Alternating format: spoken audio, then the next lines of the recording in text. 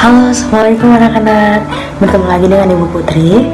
Nah, di kesempatan kali ini kita akan membahas tema 1 subtema 2 Bahasa Indonesia. Tapi sebelum kita belajar, kita berdoa dulu ya anak-anak.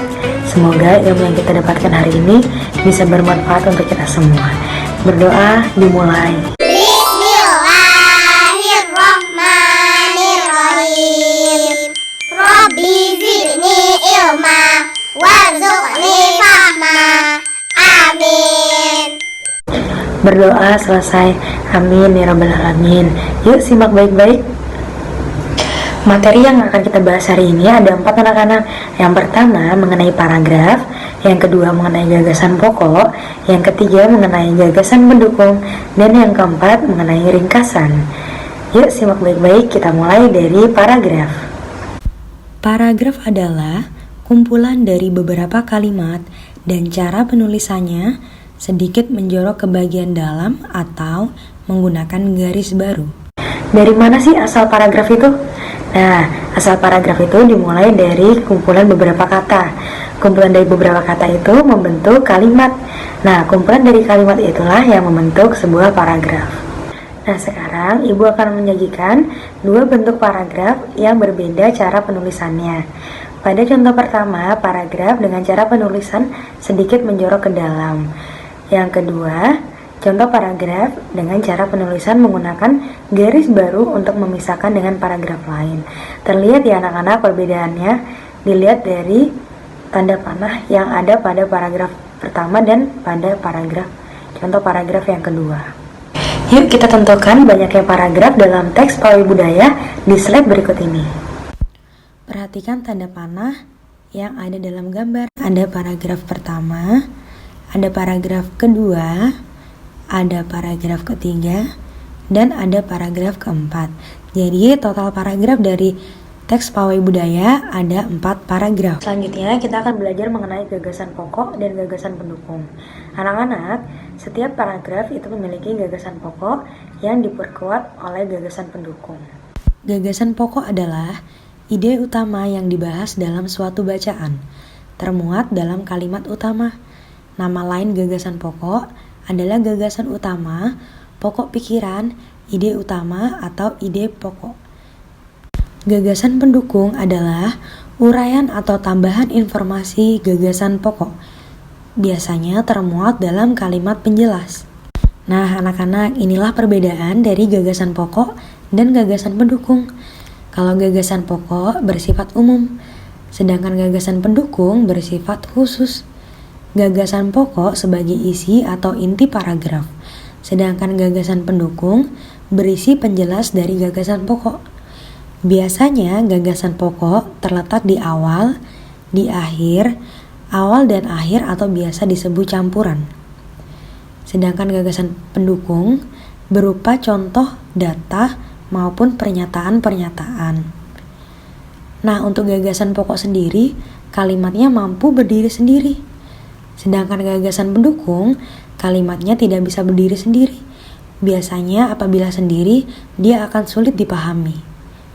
Gagasan pokok terdiri dari 1 kalimat, sedangkan gagasan pendukung biasanya terdiri atas beberapa kalimat.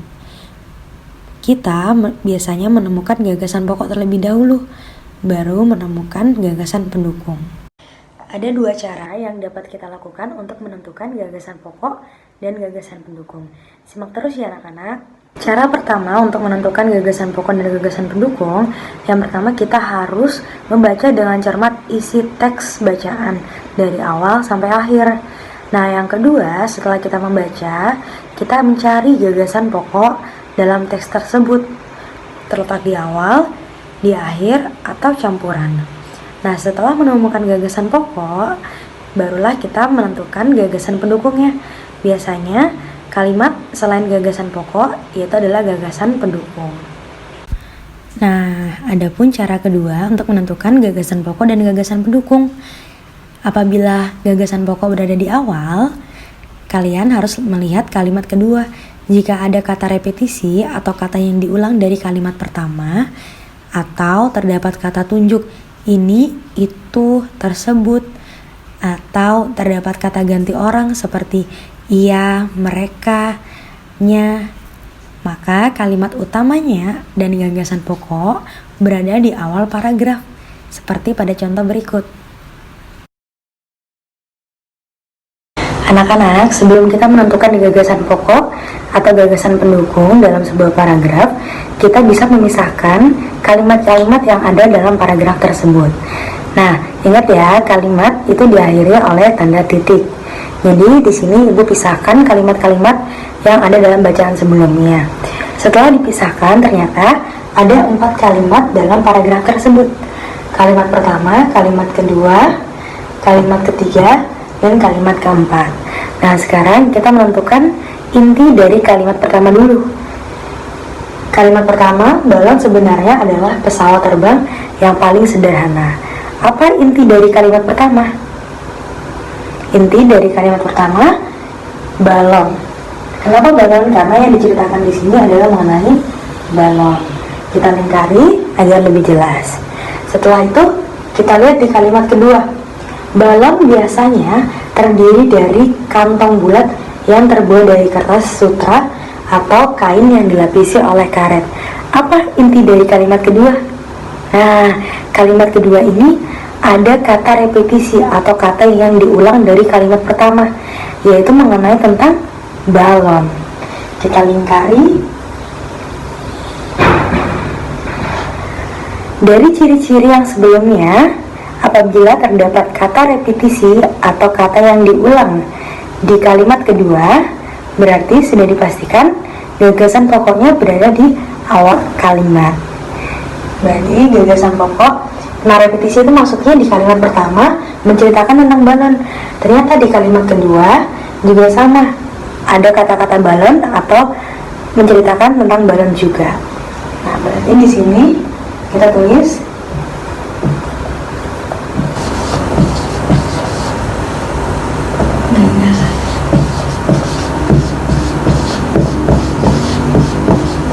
kalau misalnya kalimat pertamanya gagasan pokok, berarti yang kedua memperjelas kalimat pertama berarti gagasan pendukung.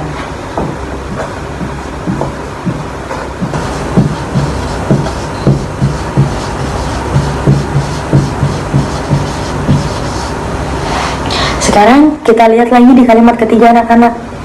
Di kantong itu terdapat udara panas dan hidrogen. Ada kata-kata di kantong itu terdapat udara panas dan hidrogen. Itu menandakan, menceritakan tentang balon. Itu kata ganti dari balon. Berarti dapat dipastikan bahwa ini bukan gagasan pokok, tapi gagasan pendukung karena hanya memperjelas gagasan pokok.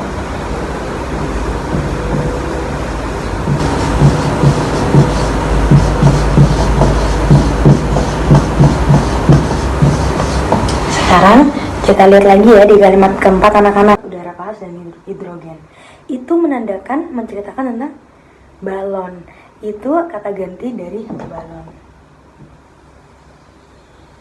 Berarti dapat dipastikan bahwa ini bukan gagasan pokok, tapi gagasan pendukung karena hanya memperjelas gagasan pokok.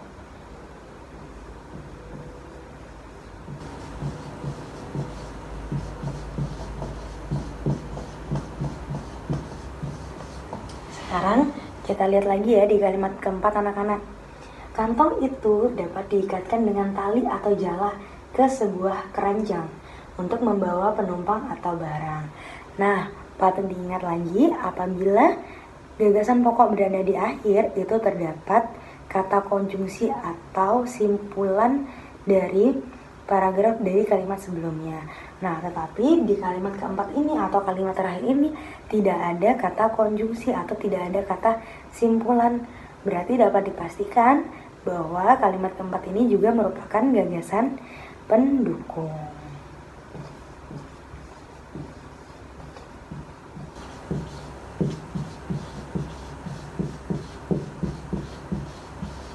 Ciri lainnya lagi, di sini ada kata-kata kantong itu dapat diikatkan.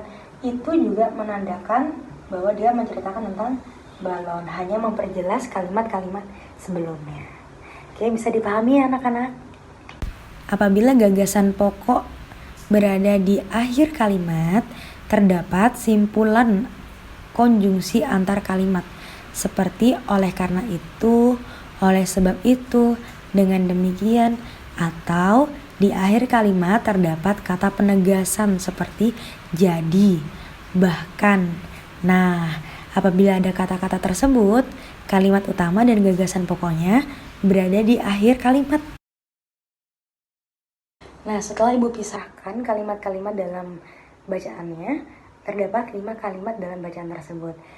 Ada kalimat pertama, kalimat kedua, kalimat ketiga, kalimat keempat, sampai kalimat kelima. Nah, sekarang kita lihat dulu ya dari kalimat pertama, apakah ada gagasan pokoknya. Kalimat pertama, secara ekonomi, kota ini sangat kondusif untuk berbisnis. Nah, dari kalimat tersebut, kita cari dulu apakah ada inti dari kalimat tersebut. Ternyata tidak ada karena di sini ada kata ini. Tetapi masih belum jelas apa yang dimaksud dengan ini. Nah, berarti dapat dipastikan bahwa ini adalah gagasan pendukung, hanya memperjelas saja. Selain itu, ada kata secara ekonomi yang berarti ini adalah pernyataan. Jadi ada 2 fakta yang di sini kita temukan. Yang pertama, di kalimat pertama itu berisi pernyataan. Yang kedua, ada kata ini yang hanya memperjelas, tapi belum tahu gagasannya mengenai apa.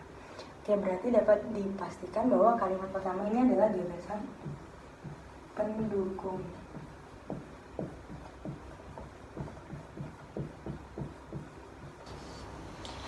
Sekarang kita lihat dari kalimat kedua ya anak-anak. Secara budaya, kota ini amat kaya akan keanekaragaman budaya etnis. Nah, kita temukan lagi ciri-ciri pernyataan. Selanjutnya kita temukan lagi ada kata ini yang belum kita ketahui merajuk kemana kata ini itu. Berarti dapat dipastikan kalimat kedua merupakan gagasan pendukung.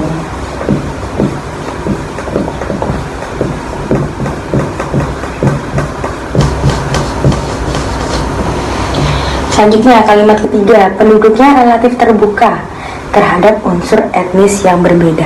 Penduduknya ada katanya, tapi belum tahu merajuk kemana, apa arti darinya itu. Berarti kalimat ketiga ini berisi gagasan pendukung.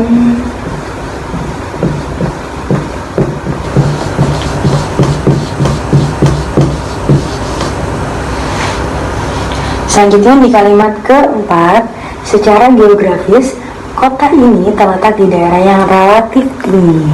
Nah, kita temukan lagi ciri-ciri dari pernyataan.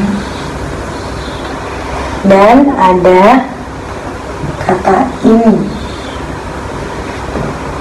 Berarti kalimat keempat ini dapat adalah gagasan pendukung.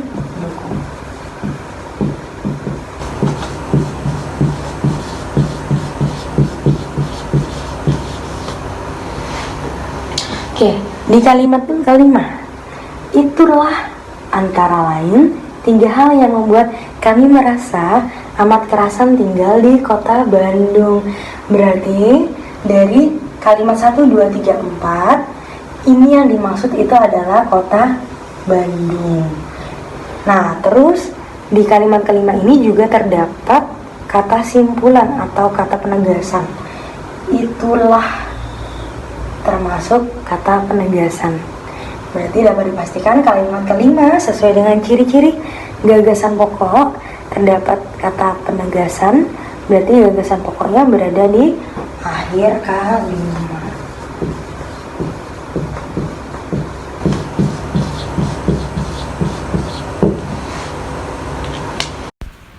Gagasan pokok atau kalimat utama berada di awal, akhir, atau campuran apabila kedua ciri gagasan pokok yang ada di awal dan di akhir terdapat di dalam sebuah teks. Nah, berikut adalah contoh kalimat utama dan gagasan pokok berada di awal akhir paragraf atau biasa disebut campuran. Di kalimat kedua terdapat kata tunjuk atau yang merujuk pada benda cagar budaya. Kata tunjuk yang ada di kalimat kedua yaitu adalah kata tersebut. Ciri yang kedua, di akhir kalimat berisi simpulan. Simpulan yang ada di kalimat akhir adalah hal ini membuktikan bahwa benda peninggalan sejarah bangsa Indonesia banyak diburu oleh para kolektor. Kedua ciri tersebut membuktikan bahwa gagasan pokoknya berada di awal dan di akhir, maka disebut gagasan pokok campuran. Perhatikan teks pawai budaya di bawah ini. Di manakah gagasan pokok pada paragraf pertama? Nah, anak-anak, untuk mencari gagasan pokok dari teks pawai budaya, Ibu sudah memisahkan teks tersebut ke dalam kalimat-kalimat untuk memudahkan kita mencari gagasan pokoknya. Nah, ternyata setelah Ibu pisahkan terdapat 6 kalimat dari teks pawai budaya tersebut. Ada kalimat pertama, kalimat kedua, kalimat ketiga, kalimat keempat, kalimat kelima, dan kalimat keenam. Sekarang kita akan mencari gagasan pokok. Kita lihat dulu dari kalimat yang pertama. Pawai budaya sangat menarik bagi warga kampung Babakan. Nah, yang diceritakan atau inti dari kalimat pertama menceritakan tentang apa? Menceritakan tentang pawai budaya. Kita lingkari gagasan pokok. Intinya dari kalimat pertama yaitu adalah tentang pawai budaya.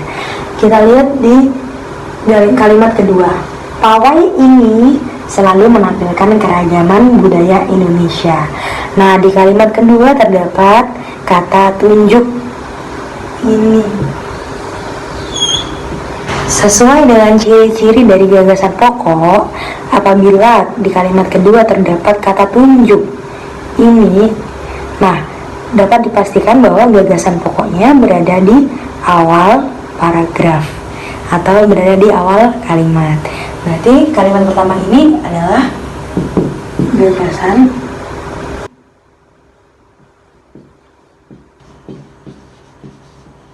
pokok. Nah, karena di kalimat kedua terdapat kata tunjuk, berarti kalimat kedua merupakan gagasan pendukung.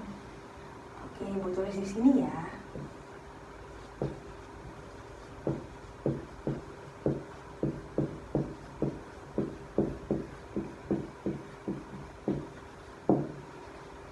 Sekarang kita lihat langsung di kalimat akhirnya. Nah, di kalimat akhir ciri-cirinya apabila gagasan pokok berada di akhir terdapat simpulan atau kata konjungsi antar kalimat atau terdapat kata penegasan. Sekarang kita lihat di kalimat akhir dari teks pawai budaya. Terdengar suara gendang yang menandakan rombongan pawai semakin dekat. Nah, di sini kita tidak menemukan kata konjungsi atau simpulan dari paragraf pawai budaya ya anak-anak, berarti dapat dipastikan bahwa gagasan pokok tidak berada di akhir kalimat. Jadi, simpulannya gagasan pokok dari teks pawai budaya berada di awal kalimat atau awal paragraf. Oke. Selanjutnya, materi yang kita pelajari mengenai ringkasan. Ringkasan adalah penyajian karangan atau peristiwa yang panjang dalam bentuk yang lebih singkat dan lebih efektif. Tujuan kita membuat ringkasan untuk memahami sebuah bacaan, menangkap pokok pikiran atau inti bacaan, menyajikan teks lebih singkat dan efektif, dan bermanfaat untuk mengingat kembali isi teks di kemudian hari. Ciri-ciri ringkasan adalah intinya sesuai urutan dasar karangan, kerangka dasar jelas, dan memangkas gagasan utama lebih ringkas atau lebih singkat. Anak-anak, untuk membuat ringkasan kita bisa melalui 3 tahap. Yang pertama, kita harus membaca teks naskah aslinya. Nah, teks ini dibaca berulang kali supaya kita lebih paham inti dari teks tersebut ataupun maksud yang ingin disampaikan oleh pengarang. Yang kedua, kita bisa mencatat gagasan pokok dalam teks tersebut. Nah, gagasan pokok ini sangat penting anak-anak untuk menyusun ringkasan. Nah, yang ketiga, gunakan kalimat baru. Kalimat baru yang dimaksud adalah kita mengubah gagasan pokoknya menggunakan kalimat yang mudah untuk kita pahami. Nah, tentunya kalimat baru ini harus sesuai dengan kerangka dasar dari teks aslinya. Dan juga kalimat baru ini sebaiknya menggunakan kalimat yang mudah kita pahami agar di kemudian hari bisa membantu kita untuk mengingat teks tersebut.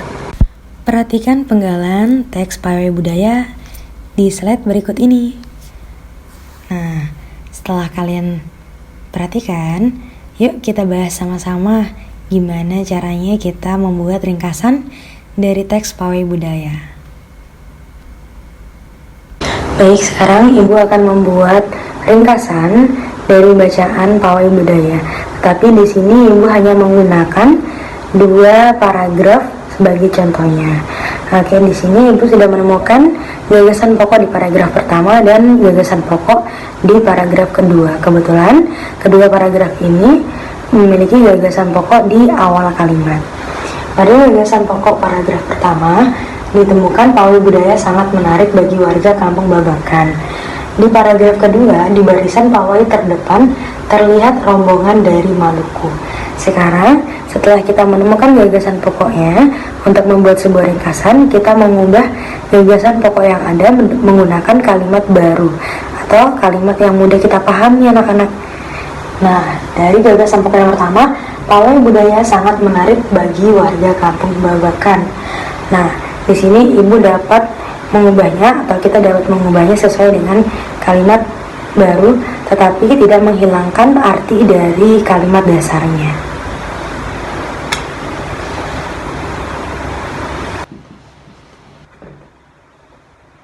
Ibu mengubah kalimat gagasan pokoknya menjadi pawai budaya membuat warga tertarik. Nah, ini tidak menghilangkan inti dari kalimat dasarnya. Yang kedua, di gagasan kedua, di barisan pawai terdepan terlihat rombongan dari Maluku. Ibu akan mengubahnya menjadi kalimat baru yang berbeda dari gagasan pokoknya.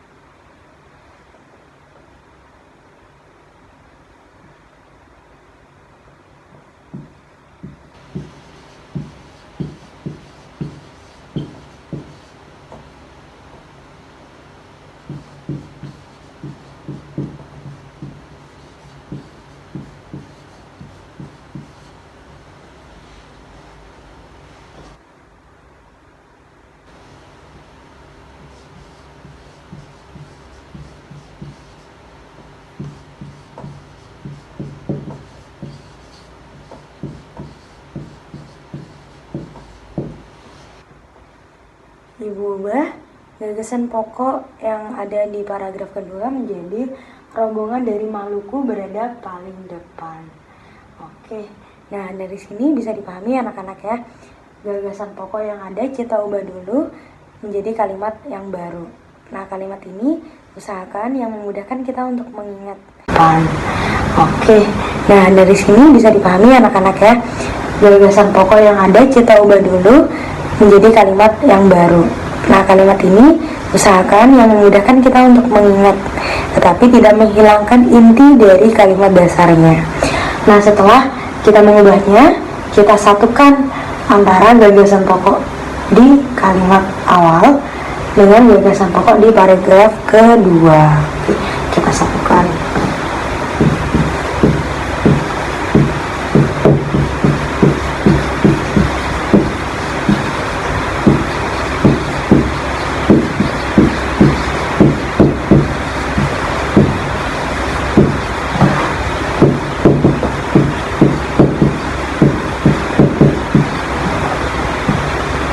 Jangan lupa gunakan tanda titik untuk memisahkan antar kalimat.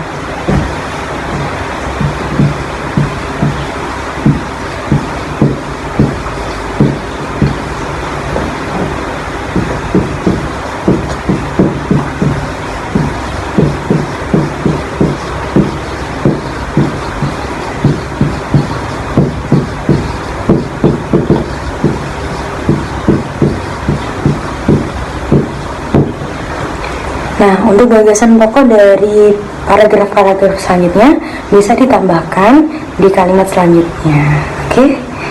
Semoga bisa dipahami anak-anak penjelasan dari Ibu.